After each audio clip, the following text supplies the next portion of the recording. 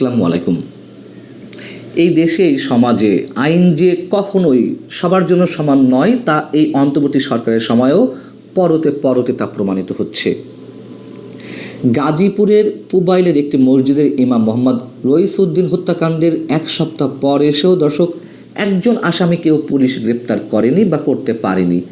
অথচ সেই গাজীপুরেই আমরা দেখলাম যখন এনসিপি বা জাতীয় নাগরিক কমিটির শীর্ষ নেতাদের একজন হাসনাত আবদুল্লাহর গায়ে সামান্য আঘাত করা হলো অথবা তার গাড়ির উপরে দুর্বৃত্তদের হামলা চলল, সেই ঘটনায় কয়েক ঘন্টার মধ্যেই সেই গাজীপুর থেকে ৭০ জনকে আটক করা হলো। এবং গাজীপুর মেট্রোপলিটন পুলিশের অতিরিক্ত পুলিশ কমিশনার জাহিদ হাসান গণমাধ্যমকে জানিয়েছেন যে আটককৃতদের প্রায় সবাই আওয়ামী লীগ ও সংশ্লিষ্ট বিভিন্ন সংগঠনের নেতাকর্মী। প্রশ্ন হচ্ছে, এতে কি প্রকৃত অপরাধীরা ধরা ছোঁয়ার বাইরে চলে যাচ্ছে কিনা? একথা সত্য যে জুলাই আন্দোলনের সামনে সারির যে ছাত্রনেতারা রয়েছেন বা এনসিপির শীর্ষ নেতারা রয়েছেন তারা খুব স্বাভাবিক আওয়ামী লীগ, যুবলীগ, ছাত্রলীগের টার্গেটেড, এটা তো হিসাব করে বলতে হবে না।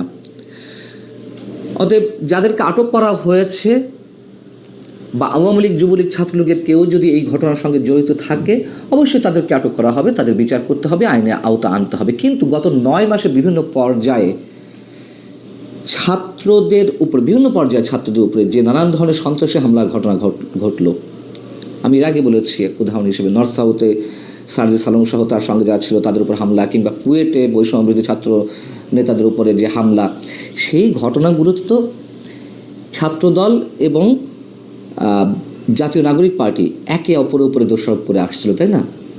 আচ্ছা, যে যার উপরেই দোষারোপ করুক না কেন, এইসব ঘটনায় কাউকে আটক করা হয়েছে?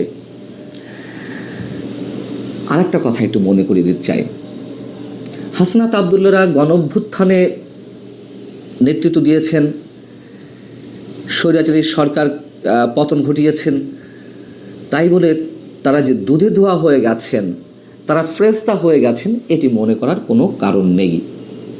তাদের অনেকের বিরুদ্ধে চাঁদাবাজি, হুমকি, দখলবাজি, ভাগবাটোয়ারার নানান ধরনের অভিযোগ তো আসছে, এবং এইসব অভিযোগের সবগুলো যে একেবারে অমূলক তা নয়, তার অনেকগুলো তো প্রমাণিত হয়েছে এবং অনেকগুলো বেশ রহস্যজনক, সন্দেহের সৃষ্টি হলেও রহস্যজনক কারণে তার প্রকৃত সত্য কোনো গণমাধ্যম তুলে ধরতে পারছে না।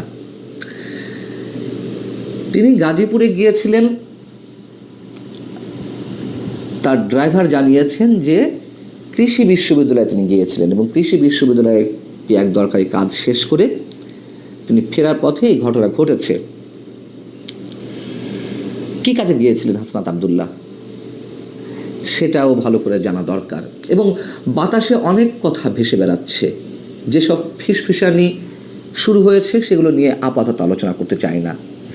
যদি এই হামলার পেছনে অন্য কোনো কারণ থেকে থাকে, অন্য কোনো কারণ, তাহলে অপরাধীরা যারা এই ঘটিয়েছে অন্য বিশেষ কোনো কারণে যদি ঘটিয়ে থাকে, তাহলে তার সঙ্গে সংশ্লিষ্ট অপরাধীরা এই অস্থির সময় খুব সহজেই এককভাবে আওয়ামী লীগের উপর দোষ চাপিয়ে দেওয়ার খুব একটা মুখ্য সুযোগ পাওয়ারই কথা। যেহেতু কিছু ঘটার আগেই এনসিপি বা জাতীয় নাগরিক কমিটির নেতারা মুহুর্মুহু আওয়ামী লীগের উপরে দোষ চাপিয়ে দেওয়ার চেষ্টা করছেন, এবং এর মধ্য দিয়ে তৃতীয় পক্ষ না, প্রথম পক্ষ, দ্বিতীয় পক্ষ, তৃতীয় পক্ষ না, চতুর্থ পক্ষ এগুলো যে আওয়ামী লীগ করাচ্ছে তা সহজে এস্টাবলিশ করার সুযোগ পায়। কিন্তু অনেকের যে ধারণা যে ফিসফিসানিগুলো চলছে, আমি মোটামুটি আপাতত এই মুহূর্ত পর্যন্ত নিশ্চিত সেটিও খুব সহজে প্রকাশ্যে আসবে না, বা যারা জানেন যদি এই ধরনের কিছু ঘটে থাকে তারাও প্রকাশ্যে কিছু বলবে না। এখন কথা হচ্ছে যে তাহলে কি ঘটছে? যে আওয়ামী লীগ সরকারকে আমরা স্বৈরাচার বলছি, ফ্যাসিস্ট বলছি, দুঃশাসন তো অবশ্যই হয়েছিল নিঃসন্দেহে, তারাও যে কাজটি করতো, যা কিছু ঘটতো, কেষ্ট বেটাই চোর, যা কিছু ঘটতো বিএনপি জামাত করছে, এবং এইসব অভিযোগের ভিত্তিতে সব কিছু বিএনপি জামাতের উপরে দোষ চাপিয়ে, অথবা বিশেষ করে বিএনপির নামে, বিএনপি নেতাকর্মীদের নামে যে শত শত হাজার হাজার গায়েবী মামলা দেওয়া হলো, বিনা অপরাধে অনেককে কারাগারে থাকতে হয়েছে মাসের পর মাস, বছরের পর বছর, 10-15 বছর অনেকের আদালতের বারান্দাতেই কেটে গেছে বিভিন্ন মামলায় হাজিরা দিতে যেতে। তো এতে কি হয়েছে? প্রকৃত অপরাধীরা ঘটনার আড়ালে চলে গেছে।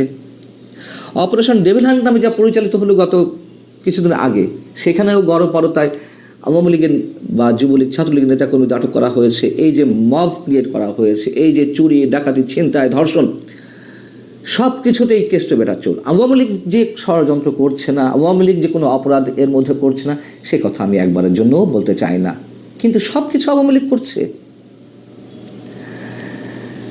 এনসিপি এবং বৈষম্য বিরোধীদের অনেকে বলছেন যে এই সরকার বিপ্লবীদের নিরাপত্তা দিতে পারছে না।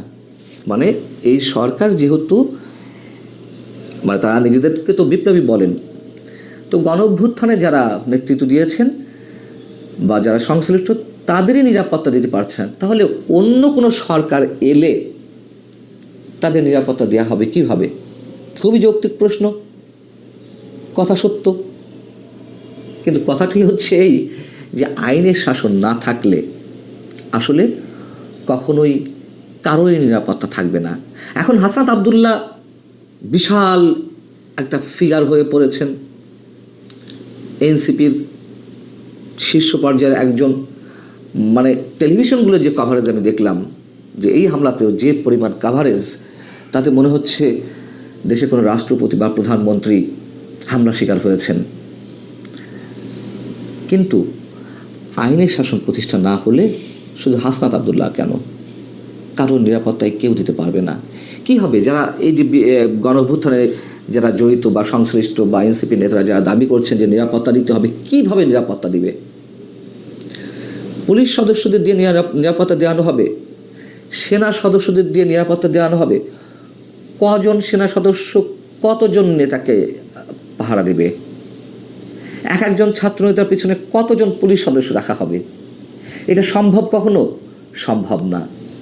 যদি আইনের শাসন সত্যিই প্রতিষ্ঠিত হতো তাহলে তো এগুলো আর প্রয়োজন ছিল না।